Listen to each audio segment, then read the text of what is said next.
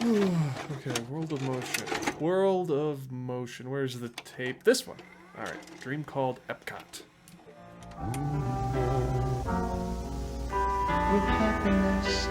What in the world is this song? What's this guy even singing about at this point? I will say though, I do unfortunately kind of dig it. Not what we're looking for though. Still singing about dreams. Okay, this is looking promising. Dreamers was Walt Disney, whose vivid imagination helped him to become the leading pioneer and innovator in the world of show business. Still, he looked far beyond his lifetime. Yeah, but Epcot. To the creation of a showplace that could point the way to exciting and achievable new directions in future living. He called his dream Epcot. Great. Experimental prototype community of tomorrow. Here you'll discover. Oh wait, hold on. No, this is a good remarkable new agricultural methods. Okay, no, not what we're looking for. To food production. Ah, here we go. Another kind of journey will take you into the world of motion, where a whimsical series of audio animatronic scenes will show that the story of transportation is indeed a moving experience. Oh, whoa. Can we play this? It's gotta be fun, right? We're not gonna get in trouble for this. Okay, but they're playing it for a really long time. It's fun to be free.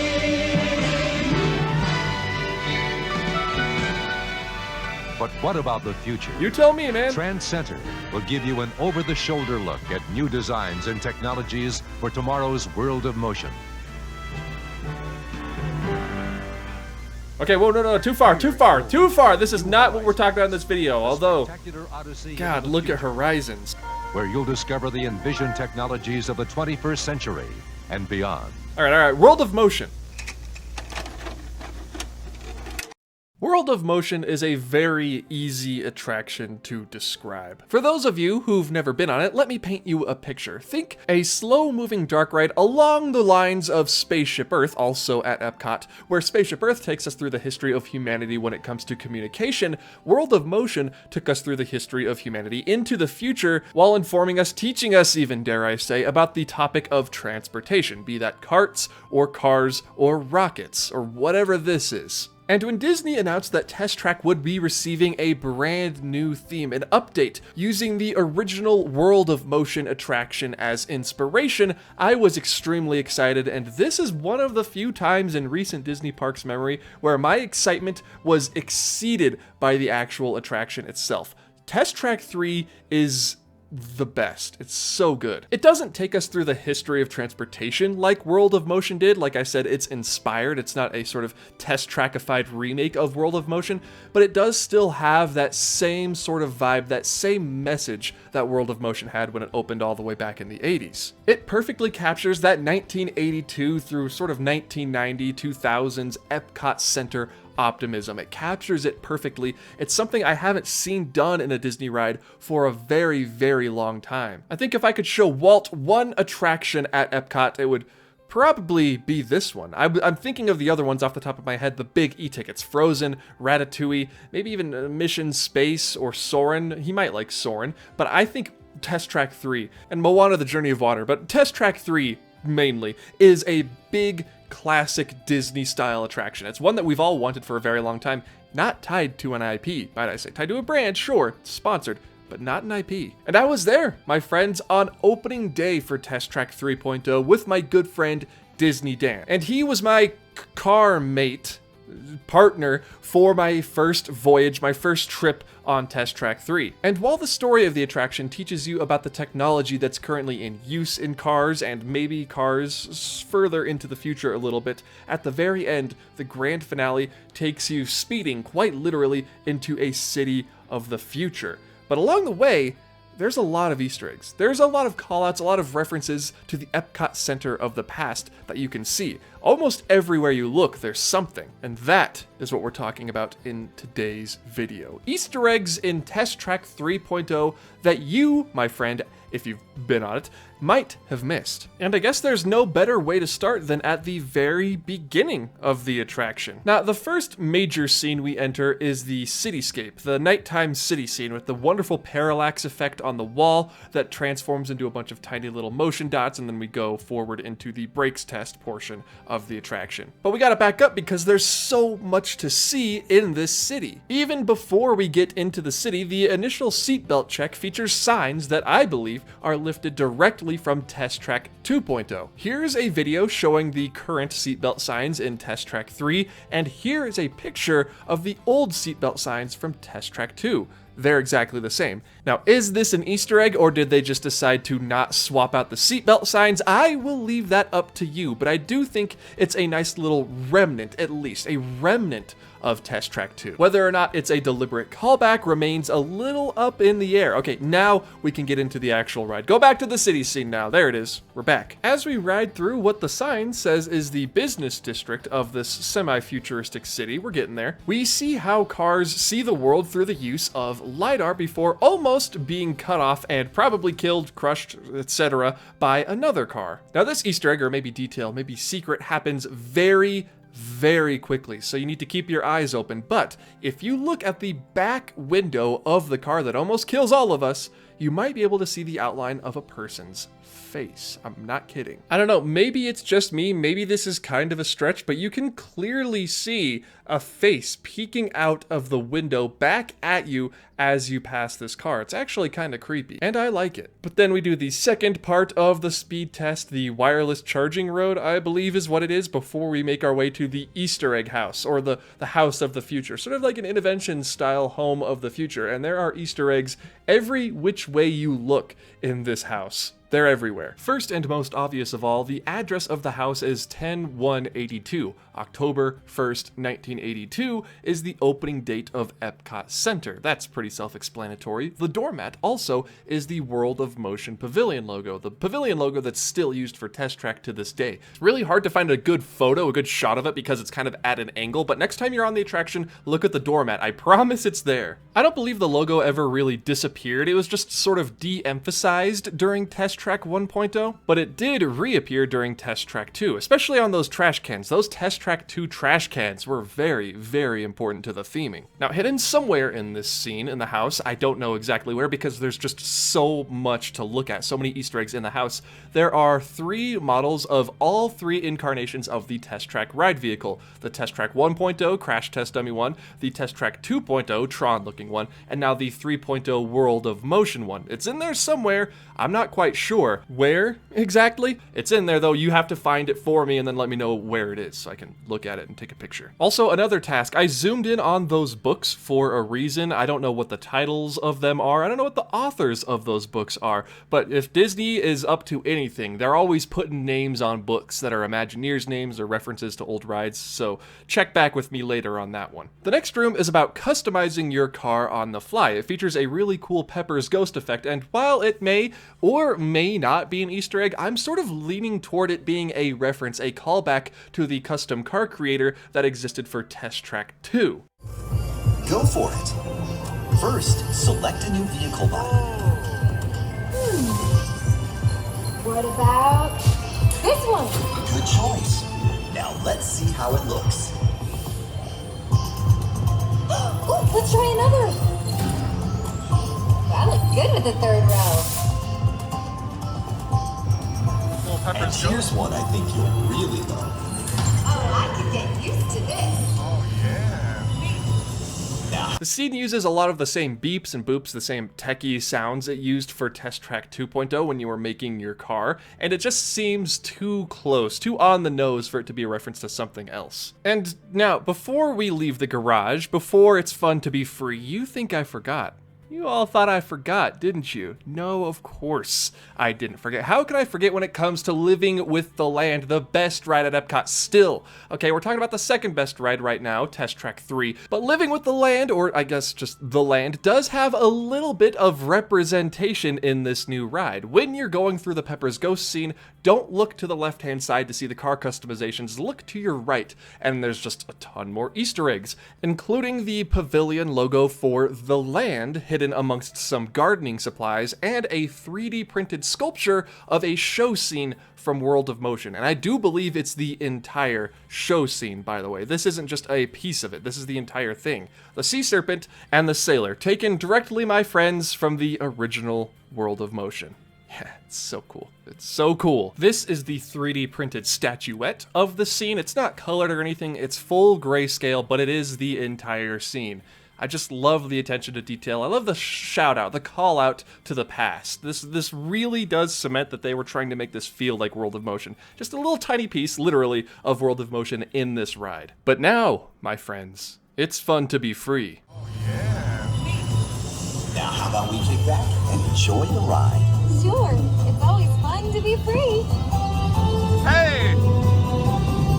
I know that song. You see, when Epcot Center opened in 1982, all of the different pavilions had their own theme song. Think Carousel of Progress, Pirates of the Caribbean, The Haunted Mansion. All of those rides have theme songs. Great Big Beautiful Tomorrow, Pirate's Life for Me, Grim Grinning Ghosts. The attractions and pavilions at Epcot were no different. Listen to the Land had a theme song with the same name when it opened in 1982. Nowadays, we know it as Living with the Land, and it's the best ride at Epcot. Again, just had to go on record to say that, make it perfectly clear. Universe of Energy also had a self-titled song that, for some weird reason, I believe they play at the end of Space Mountain at Disneyland.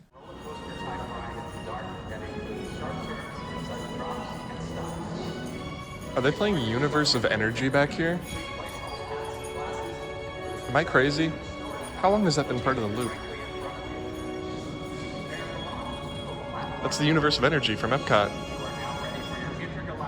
I love Epcot. I don't know, it might not be, I might be taking crazy pills, but it sounds exactly the same. Back on track now, the World of Motion also had a theme song when it opened, but the song wasn't titled the same name as the pavilion. The song wasn't called World of Motion, the song was called It's Fun to Be Free.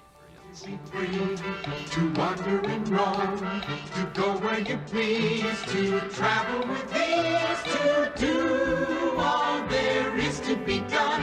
It's fun to be free. Obviously, when Test Track 1.0 opened, the song was removed, but when Test Track 2.0 opened, the song was still removed, but there was a sign referencing It's Fun to Be Free on the outside of the track right there. It says Fun to Be Free, like it's a license plate. Get it? But they actually say It's Fun to Be Free in Test Track 3, an overt callback to the original pavilion's theme song. Enjoy the ride. Sure, it's always fun to be free. Hey! Now, the next big series of Easter eggs doesn't happen for a while. We do still dodge that semi. That's been in every version of Test Track since 1.0. I looked in the window every time I rode this version of the attraction to see if there was a crash test dummy inside. There was in Test Track 2.0, but the windows are so dark now, I can't really see in. Some of you let me know if you can still see the crash test dummy inside of the semi-truck, if he's still there or if they removed him for whatever reason. There is, I should mention, another World of Motion Pavilion logo on the overpass just before we get to the semi-truck. It's there. But after we pass the VTOL, the sort of helicopter-looking thing that flies in front of us into the city of the future, we're going to want to stop right here. Do a freeze frame, because there is so much happening in the City of the Future scene that I need to talk about. So many references to classic Disney, Disneyland even, and outside properties. Dan says it's a stretch, but I think this is legit a reference to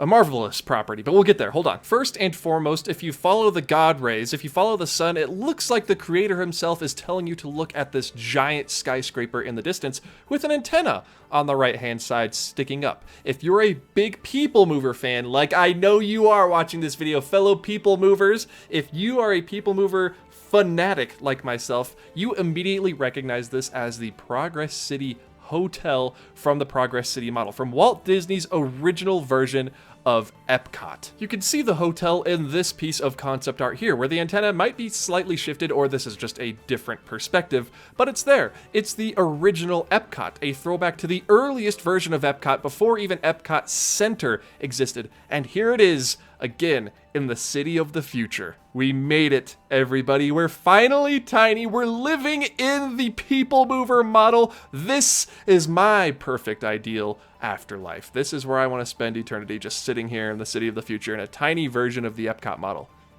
Actually, that might drive me insane. But I mean, it sounds cool in theory. But that's not all. It's not just the Progress City Hotel that's present in the City of the Future. You can see here a bunch of Disneyland homes of the future stacked on top of each other. The white plus-shaped house, which could be found at Disneyland from the 50s through the 60s, was sort of like an early version of Interventions, showing guests how people may live 10 or 20 years into the future with futuristic and modern technology. Of course, that never ended up happening, but here it is in the City of the Future. Someone's decided to revisit that idea, it seems. Eventually, they attempted to demolish the House of the Future. The wrecking ball unfortunately bounced right off of it, but after some time, they disassembled it, although the foundation still remains in its former location, Pixie Hollow at Disneyland to this very day. There's a little remnant for you. This next one might be a bit difficult to see, but when you enter the projection dome, the City of the Future room, take a look to your right and keep your eyes to the right-hand side,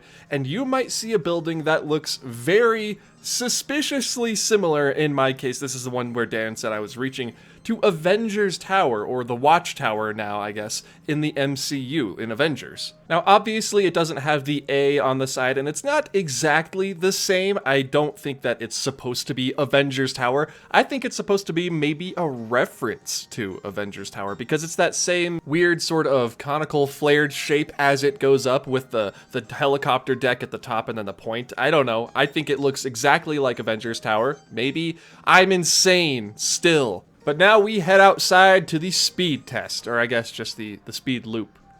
It's not quite clear what this part of the ride is, actually, but it's the former speed test, the power test in 2.0, where you go outside and you go upwards of 65 miles per hour. Not too many Easter eggs out here, actually. Considering how 2.0 had Progress City and Fun to be Free, this one is pretty bare. I do want to mention one thing, however. If you look at the Disney World app, the My Disney Experience app, and go to Test Track, you can see that in the middle of the speed test portion of the ride, there's a World of Motion logo. But in the actual attraction itself, there's nothing down there. No cars, nothing. It's completely bare. Which has me wondering, is there a plan to put a World of Motion logo down here? Is there a plan to put anything down there? I do think it's a little weird they kept it empty. I know the original plan for this Test Track 3.0 was to completely enclose the outside portion of the ride. That obviously never happened, but I think it's weird that this is just sort of empty right now. So maybe Test Track 3 is not done. Maybe it's not finished and we can look forward to a nice giant World of Motion logo painted on the ground at some point in the near future. But then we continue through the speed test. We hit 65 miles per hour. We go around that loop in the front of the attraction, scaring all the people who stand below us, and then finally get to the final scene of the attraction, which it seems is actually just some stock footage from car commercials. I think they could have done a little bit better when it comes to the final scene in the attraction, maybe some sort of, I don't know, miniature diorama or something. I don't know, just spitballing. But the Easter eggs aren't done yet, because I want to talk specifically about the ride vehicle itself. Because there are some remnants of Test Track 2.0 and some devices, doohickeys, that I want to talk about. Let's talk first, though, about the Test Track 1.0 and 2.0 remnant. Remember on the old version of Test Track, the two older versions where there would be a screen in the front row that you could look at, and it wouldn't do too much, but there was a screen there. If you wanted to look at it, it would connect to OnStar. That's cool. It wouldn't have very important information on it, but there was a screen there that you could look at if you wanted to. Those screens are still there, my friends. They didn't change the ride vehicles that much, just a new wrap, maybe some new wheels, that sort of thing. They just bolted a cover to the front of the screen to cover it up so we can't see it. I know it doesn't play video anymore, why would it? It's covered up, but what if it did? What if there was something playing behind there that we never got to see? A mystery Test Track 3 video. I mean, to be totally and completely fair to Test Track 2.0, it didn't really matter there either. It was only really important in 1.0, where it would tell you what part of the test you're on and how you were doing. So that made sense. It really isn't needed for 3. It's fine. It's just funny. But now to our final potential Easter egg. Look at the back of the new Test Track ride vehicles. What in the world are these dials and knobs and buttons? Because in my opinion, my friends, I think that these are a reference, maybe in homage, to attraction dispatch consoles. I know this is another really deep cut, but have you ever just looked at an attraction dispatch console while you're waiting in line about to board, or if you're just bored and you wanted to test one out at the Blue Sky Cellar for the Incredicoaster at Disneyland? You guys remember that? Do these buttons and switches not look exactly the same to you? Because they look exactly the same to me, even right down to, say, this green button right here. It's visible on the Star Tours dispatch console, and again, going back to the dispatch console that was used for fun in the Blue Sky Cellar. It's the same button. The Test Track cars even have this red, weird-looking sort of plunger button that, yes, is present on ride dispatch consoles. So that raises the question in my head, are these recycled dispatch console buttons? Are they dispatch console buttons at all? Am I just imagining this? Again, going crazy? Or are they brand new fabricated pieces made for Test Track 3.0 that are just sort of glued onto the back? Not glued, but you know what I mean. Put onto the back. I'm not saying these are World of Motion or Test Track 1 or Test Track 2 dispatch console buttons. That would actually be really cool if they were, but I don't think they are. But I believe the switches and the buttons on the back of the cars are overt references to ride dispatch consoles. I don't know why they did this. I actually would really like to know. If you have any theories or if you know someone who worked on the ride, tell me down in the comments below. What's the deal with these little bits and bobs on the back? I personally think it was an awesome touch. I think they look great. Now, there's more where that came from, like the number of the Test Track ride vehicle in the safety spiel video is 82, obviously a reference to 1982 when Epcot opened. Just a lot of World of Motion logos and 82s throughout the ride. Count how many you can find. I mean, I think it's kind of fun. And if I left any out, any very important ones you think I forgot or missed, please let me know down in the comments below, because odds are I did forget one or two. Okay, I think it's about time to finish this tape. What do you say? And where? Oh, here it is. I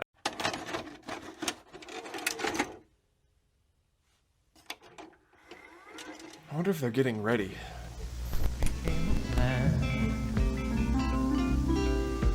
Now the time is almost at hand. We're getting ready. Oh, I guess they are. We're getting ready. Yeah, I know. 15 years ago we started small. What would Yeah, that's people World of working Motion. hard I know what World of giving Motion their looks like. Our dream kept growing strong and tall. We're almost ready. Yeah, I know. I heard We're you. getting ready. I heard you the third time. I heard you the third time! Wait, well, is that the Dreamfinder? Was that was the Dreamfinder just then, right?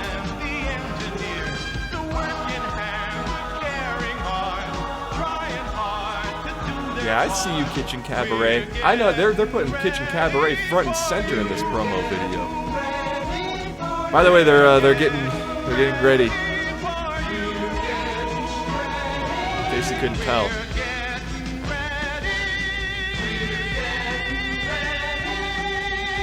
I wonder if they're ready. Oh. Huh, well, I guess the answer is no. I guess they're not ready. I guess it will begin on October 1st, 1982. And that's enough of that. Well, everyone, they're getting ready. Now, I know there's a button around here that leads to the end card. It's somewhere... Is this it? No. Oh, this is it. Hey there, everybody. Thank you for watching this video about all of the Easter eggs you might be able to find and some of the remnants of old Test Tracks and sometimes, I guess, World of Motions on Test Track 3.0, which I said in my last video, but I'm actually going to start doing it now. From now on, I'm just going to call it Test Track, okay? I'll call the old ones Test Track 1 and 2, but for 3.0, the new one, I'm just going to call it Test Track because I'm starting to get tired of saying the number 3. 3 is the magic number, though. This ride is amazing. If you enjoyed this video and you enjoyed my good friend Disney Dan joining us for some of the video, I sure had a great time with him, both in the park and making this video. It was a great time. Head over to his channel, by the way, Distory Dan. It will be linked in the description down below, but also subscribe to both mine and Dan's channel. We would love to have you around for more future uploads. And give this video a like, give his Test Track video a like. It was a great time filming the whole thing. I absolutely love hanging out with and working with Dan. It's just so much fun. So I see maybe quite a few collaborations in the future. We'll see.